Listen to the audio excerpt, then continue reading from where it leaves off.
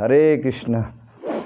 अब युगल गीत का मुख आप अंश सुनेंगे। भगवान कृष्ण के विरह में गोपियाँ किस तरह दिन अपना व्यतीत किया करती थीं वो आप सुनेंगे।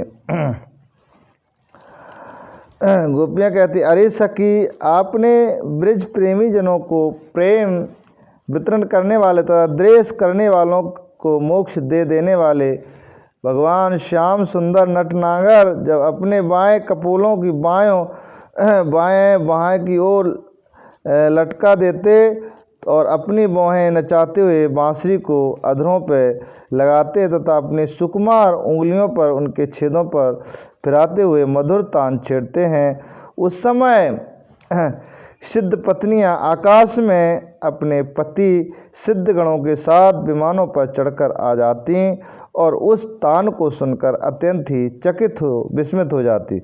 पहले उन्होंने अपने पत्नियों के साथ रहने पर भी चित्त की दशा देखकर लज्जा मालूम होती है, परंतु क्षण भर में ही उनका चित्त काम मान से विध जाता है और वे विवश होकर अचेत हो जाती। उन्हें इस बात की भी सुधि नहीं रहती कि उनकी नींद भी खुल गई है या उनके वस्त्र खिसक गए हैं। इस तरह से भगवान के विरह में और गोपियाँ हमेशा सोचा करती थी। अरे गोपी, तुम आश्चर्य की बात सुनो, ये नंदनंदन कितने सुंदर हैं।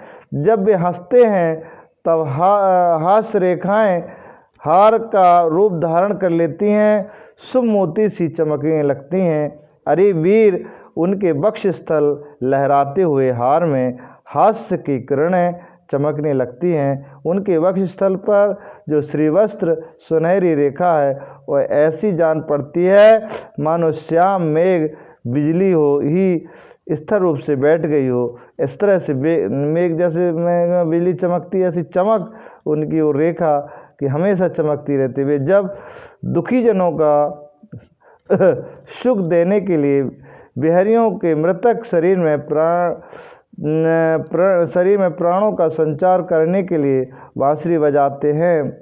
जो बिहारियों हैं, जो जंगल में हिरणी आदि जो पक्षी है, सब के सब मृतक शरीर जैसे जो होते हैं, जब बंसी बजाते भगवान तो सब आनंदित हो जाते हैं, जीवंत हो जाते हैं।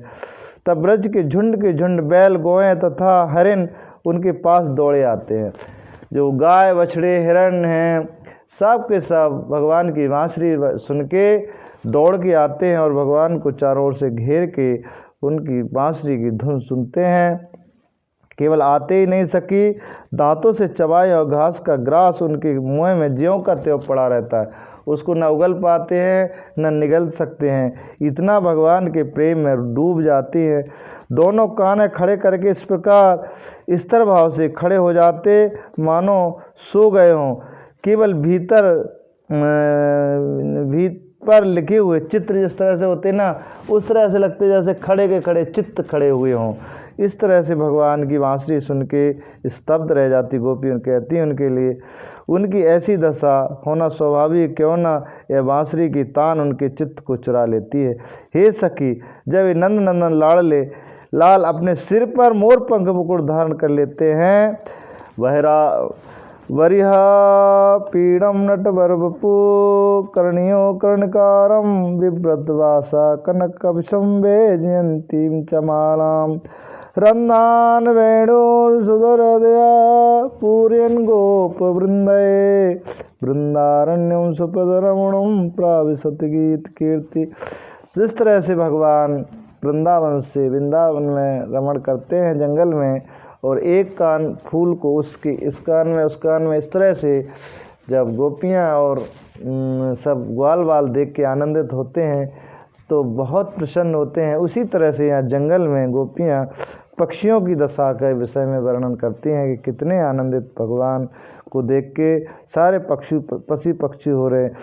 अरे वीर, जैसे देवता लोग अनंत और अचिंत ऐश्वर्य के स्वामी भगवान नारायण की शक्ति का गान करते हैं, वैसे ही ग्वाल बाल अंतर सुंदर नटनागर श्री कृष्ण की लीलाओं का गान करते हैं। वे अचिंत ऐश्वर्य संपन्न श्री कृष्ण जब वृंदावन में विहार करते हैं और बांसुरी बजाकर गिरिराज गोवर्धन तराई में चरती हुई गायों का नाम लेकर पुकारते हैं, उस समय उनके वृक्ष और लताएं फूल और फलों से लद जाते हैं। उनके बाहर से डालियां झुककर नीचे झुक जाती हैं और ऐसा लगती है मानो पृथ्वी उनके चरणों को चूम रहे हो, मानो प्रणाम कर रहे हैं। वे वृक्ष लताएं अपने भीतर भगवान श्री कृष्ण की अभिव्यक्ति सूचित करती हुई सी प्रेम से फूल उठती हैं, आनंदित हो जाते हैं, उनका रोम रोम आनंदित हो जाता है। तो इस तरह से गोपियाँ भगवान श्री कृष्ण के विषय में दिन भर ऐसी चर्चाएं करती थीं, उनके गुणों को गाती रहती थी और अपने को कोसती रहती थी कि हम यहाँ अपने घरों में कैद हैं, वो लोग कितने भाग्यशाली हैं कि भगवान का संग करते हैं, भगवान की लीला सुनते हैं। पेड़ पौधे पशु पक्षी सभी के लिए गोपियाँ दिन भर अपना काम धंधा करते हुए भगवान के गुणों को गाती रहती थी। तो इस तरह से हमें भगवान की भक्ति में दिन भर भगवान की लीलाओं का स्मरण करते रहना चाहिए, तभी हमारे जीवन में भक्ति का संचार होगा, आनंद का संचार होगा और जीवन हमारा सफल होगा। हरे कृष्ण।